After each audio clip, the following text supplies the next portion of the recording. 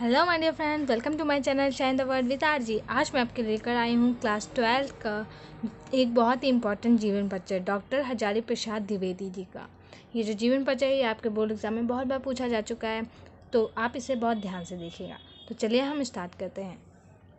तो डॉक्टर हजारी प्रसाद द्विवेदी का जन्म कब हुआ था, चलिए देख लेते हैं। तो हम जन्म हेडिंग डालेंगे, उसके बाद लिखेंगे आचार्य हजारी प्रसाद द्विवेदी का जन्म बलिया जिले के दुबे का छपरा नामक गांव में, बाकी दुबे का छपरा ये फुल नेम है इनके गांव का, नामक गांव में एक सरयू पराई ब्राह्मण परिवार में सन 1907 ईस्वी को हुआ था।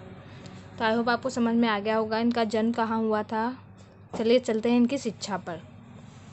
तो देख लेते हैं। पारिवारिक परंपरा के अनुसार इन्होंने प्रारंभ में संस्कृत का अध्ययन किया, बल्कि इनके परिवार में परंपरा रही है कि जब कोई भी व्यक्ति अध्ययन करना स्टार्ट कर देगा तो वो सबसे पहले संस्कृत का ही अध्ययन करेगा। और सन 1930 ईस्वी में काशी विश्वविद्यालय से ज्योतिषाचार्य की परीक्षा उत्तीर्ण की। उसी वर्ष प्राध्यापक होकर शांति निकेतन चले गए। तो इन्होंने मतलब कि इसी वर्ष इन्होंने संस्कृत जो 1930 में इन्होंने काशी विश्वविद्यालय से ज्योतिष की परीक्षा उत्तीर्ण की और उसी वर्ष वो प्राध्यापक पद पर चयनित हो गए और शांति निकेतन चले गए।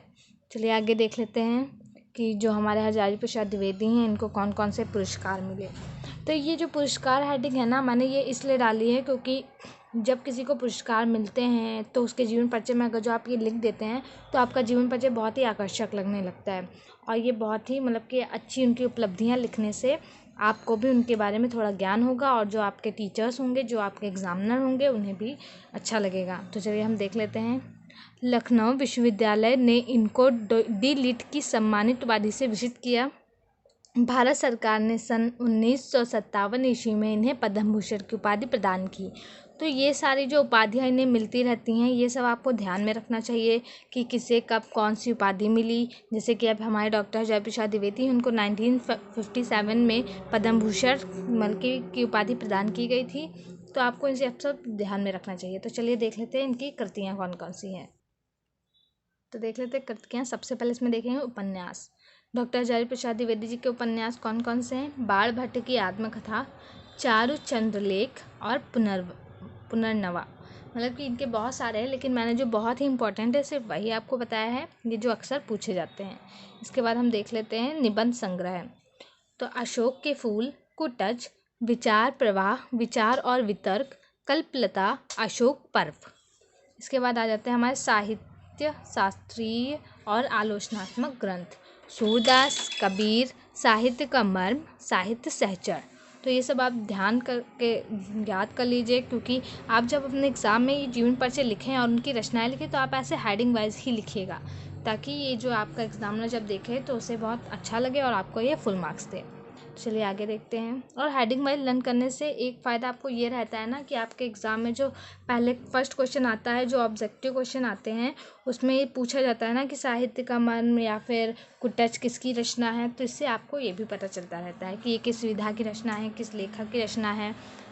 तो चलिए आगे देख लेते हैं। इतिहास, बल्कि इन्होंने कौन कौन से इतिहास लिखे? हिंदी साहित्य का आदिकाल, हिंदी साहित्य की भूमिका, हिंदी साहित्य। इन्होंने इतने इतिहास लिखे थे इतिहास की रचनाओं के अंतर्गत। तो चलिए आगे देख लेते हैं इनका साहित्यिक परिचय। आई होप आपको इनका जीवन परिचय समझ में आ रहा होगा। ये मैंने बहुत ही ईजी लैंग्वेज में लिखी है, तो आपको समझ में तो आ ही रहा होगा। और प्लीज़ आगे चलने से पहले आप मेरे वीडियो को लाइक कर दीजिएगा जो आपको अच्छी लग रही है। तो चलिए आगे देखते हैं। साहित्यिक परिचय। आधुनिक युग के गद्यकारों में आचार्य हजारी प्रसाद द्विवेदी का महत्वपूर्ण स्थान है। हिंदी गद्य के क्षेत्र उनके द्वारा अनेक साहित्य रचनाएं की गई। बाकी क्षेत्र में यहाँ पे मैं नहीं लिखा हुआ है, चलिए कोई बात नहीं। तो हिंदी गद्य के क्षेत्र में उनके द्वारा अनेक साहित्यिक रचनाएं की गई। तो आई होप आपको समझ में आ रहा होगा। तो चलिए आगे देखते हैं। अब आते हैं हम डॉक्टर हजारी प्रसाद द्विवेदी जी की भाषा शैली पर। तो द्विवेदी जी की भाषा के दो रूप हैं, व्यवहारिक भाषा और संस्कृत गर्भित भाषा। इनकी शैली बहुत ही प्रभावपूर्ण तथा साहित्यिक है। इसके बाद आ जाता है इनका लास्ट हेडिंग निधन। तो इनका निधन कब हुआ था? आचार्य हजारी प्रसाद द्विवेदी का निधन 19 मई सन 1979 ईस्वी में हो गया था, 1979 में हो गया था।